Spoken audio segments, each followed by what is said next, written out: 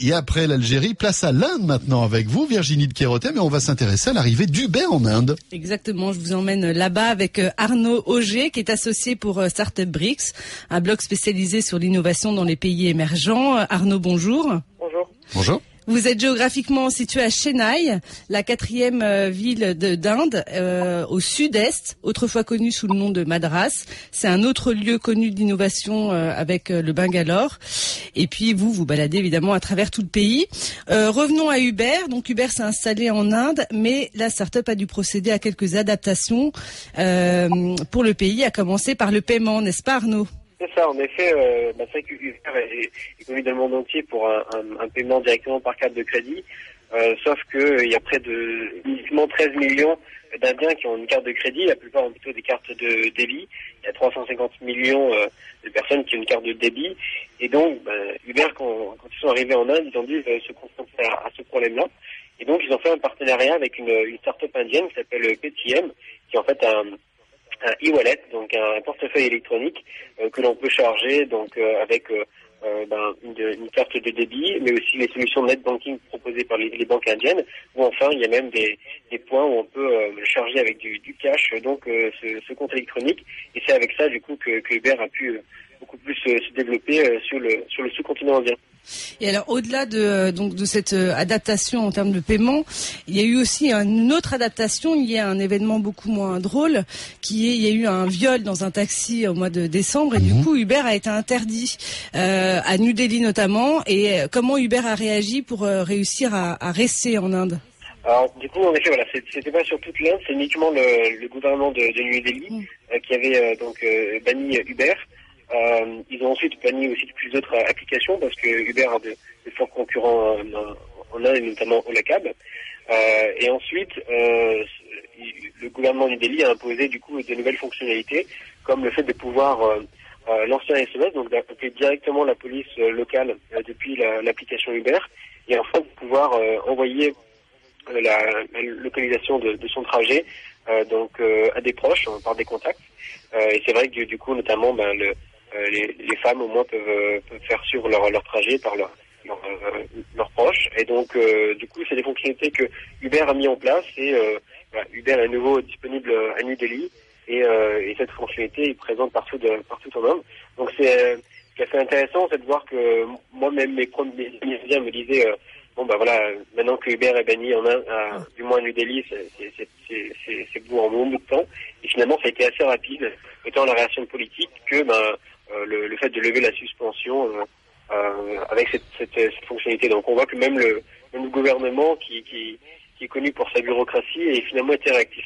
Oui, donc finalement l'Inde tout entier, aussi bien les habitants que le gouvernement, est plutôt favorable à l'installation de la start-up américaine. On ne connaît pas du tout les polémiques qu'on a dans les pays plus occidentaux, c'est-à-dire que il n'y a pas de bataille taxi contre Uber. Non, au contraire, il y a plusieurs même chauffeurs de taxi, des compagnies de chauffeurs de taxi qui ont manifesté pour le retour d'Uber. Donc c'est vous dire que c'est un peu le contraire de ce qu'on a à Paris. C'est les chauffeurs de taxi qui font la grève pour le retour d'Uber et non pas pour son interdiction. Mais pourquoi ? Parce que mine de rien, c'est un concurrent assez féroce. En fait, Uber a un fonctionnement où ils ont uniquement des managers par ville, et ensuite ils procèdent avec des compagnies de taxi. Donc en fait, Uber apporte du business aux compagnies de taxi. Finalement, les chauffeurs Uber que vous avez, ils appartiennent à des compagnies de taxi, et Uber permet simplement d'avoir de nouveaux clients, de faciliter les transactions. Et donc finalement, c'est du business qui est intéressant pour autant les compagnies que les chauffeurs. Et donc finalement, ils ne travaillent plus du tout en confrontation, mais plutôt en collaboration. Exactement.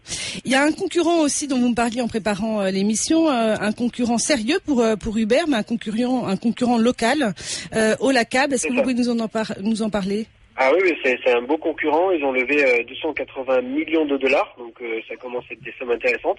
Et du coup, c'est un concurrent local qui est vraiment dédié à l'Inde, avec du coup des fonctionnalités encore plus spécifiques à l'Inde, puisque là, il n'y a pas de paiement en ligne, pas même avec de paiement électronique. Mais directement on paie en cash aux chauffeurs, Et ils ont même poussé l'adaptation à l'Inde, à la possibilité de pouvoir commander un rickshaw, donc les tuk-tuk que vous pouvez connaître si vous êtes venu en Asie, depuis son application La Cab. Et vous payez donc votre chauffeur de rickshaw aux 8 heures, donc pas besoin de négocier, et simplement 10 roupies en plus pour La Cab.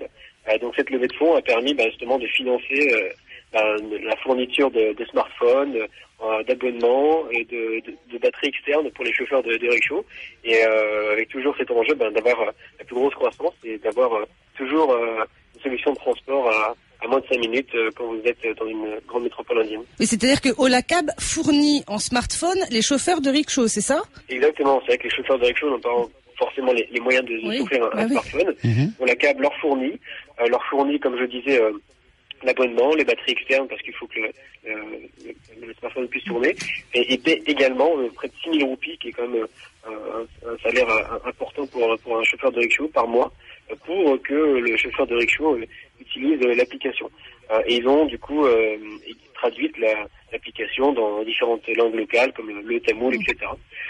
Donc du coup, on voit que la digitalisation touche même des populations qui ne sont pas forcément habituées en anglais, par exemple. Tout à fait. Merci beaucoup, Arnaud. Merci beaucoup. Merci, Arnaud. J'ai associé pour Startup Bricks. Très bien. Donc, on retiendra que en Inde, eh bien, les taxis font la grève pour que Uber revienne. Donc, exactement. Parce que certains en prennent peut-être. Voilà, c'est quand même assez étonnant. Merci beaucoup. On revient dans un instant la suite de l'atelier numérique avec Éric Le Bourlou de la rédaction de 01net.com.